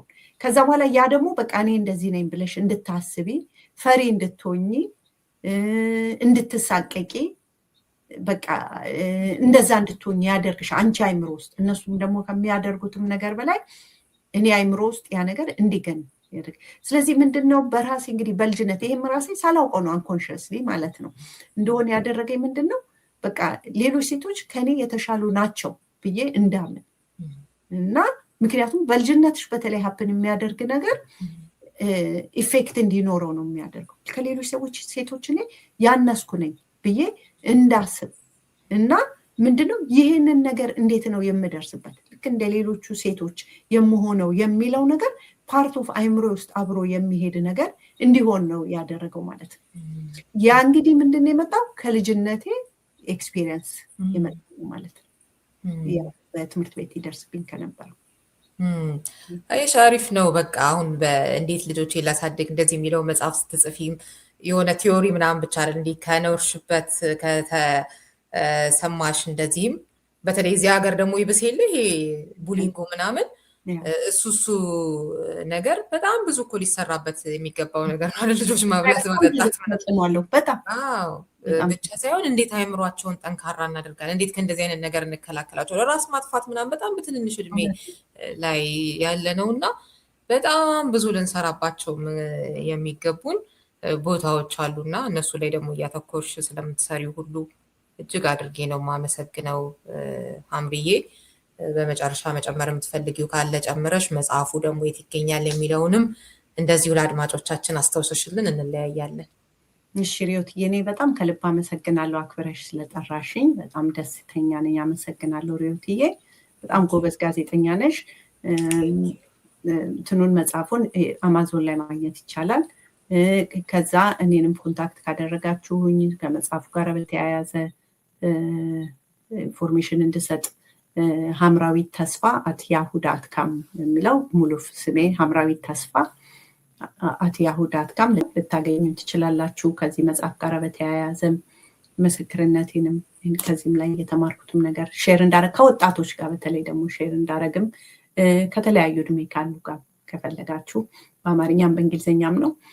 ከዛ ግን በመጨረሻ ሪዮትዬ አንቺን በጣም ማመስገን እፈልጋለሁ። ዛሬ ለባለቤቴ እያልኩት ነበረ በስራዬ በኩል ያው ሀፕን ያደረገውን ነገር ታውቂያለሽ አንቺና ዛሬ እያልኩት ነበረ የሰው ማንነት የሚገባ በጣም በከባድ ጊዜ ውስጥ ነው፣ ከባድ ጊዜ በምታልፍበት ጊዜ ውስጥ ነው እና ሪዮት እውነተኛ ለሰው ለፍትህ የቆመች ሴት ነች። ብዙም አንተዋወቅም እኔና አንቺ በፊት ማለት እንተዋወቃለን፣ ግን ይሄን ያህል በእንትን በማለት አንተዋወቅምና የእውነት ሪዮትዬ በጣም መልካም ሴት ህሊና ያለሽ ለእውነት የምትቆሚ ሴት እንደሆንሽ ነው። በጣም በጣም ጥቂት ጊዜያቶች ነው በከባድ ጊዜ ውስጥ ብዙ ጊዜ ነው የሰው ማንነት የምናውቀው እና እኔ በጣም ለጊቼ ያየኋቸው ጥቂት ሰዎች አሉ። ከነሱ መሀል አንቺ ነሽ እና በጣም ጀግና ሴት እንደሆንሽ ለሀገርሽ ብዙ ዋጋ የከፈልሽ ሴት እንደሆንሽ አውቃለሁ እና አሁን እኔ በዚህ ዋጋ ለመክፈል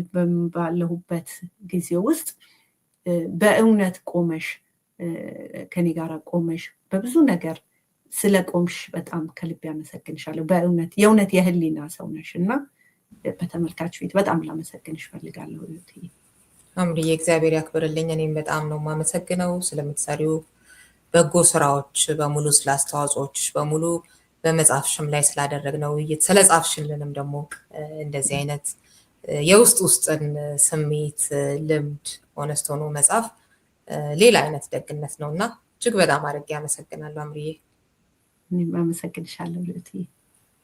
አድማጭ ተመልካቾቻችን እውን እኔ ብቁ ነኝ የተሰኘው የዶክተር ሀምራዊት ተስፋ መጽሐፍ ላይ ያደረኩት ውይይት ይሄንን ይመስል ነበር። በሚቀጥለው ሳምንት ከሌላ መጽሐፍና እንደዚሁም ደግሞ ጸሐፊ ጋር እቆያችኋለሁ። መልካም ሳምንት።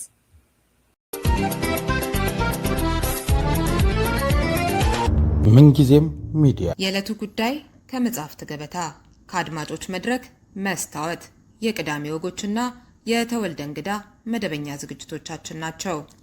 703 475 6309 ስልካችን፣ ምንጊዜም ሚዲያ @gmail.com የኢሜል አድራሻችን ነው። ሰብስክራይብ በማድረግ ቤተሰብ ይሁኑ። ምንጊዜም ኢትዮጵያ።